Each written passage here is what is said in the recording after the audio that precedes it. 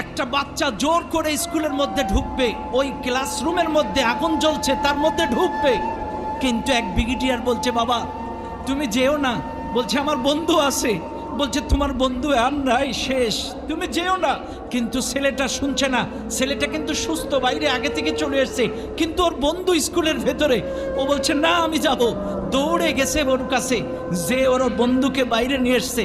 ওর বন্ধু বাইরে আসার পর যখন মারা গেছে, তখন ব্রিগেডিয়ার বলতেছে বাবা আমি বললাম না তোমার বন্ধু আর নেই। তখন বলছে স্যার আমি গেছিলাম যখন স্কুলের ভেতরে, আমার বন্ধু বেঁচে ছিল, আমার বন্ধু আমাকে দেখে মুস্কি হাসি দিয়ে বলছে বন্ধু আমার বিশ্বাস ছিল তুই আসবি, আমার বিশ্বাস ছিল তুই আসবি। এরপরে আমি যখন ওকে বাইরে বের করতে গেছি তখন আমার বন্ধু মারা গেছে। আমি যদি না যেতাম আমার বন্ধুর শেষ বিদায় হাসি মুখটা দেখতে পেতাম না।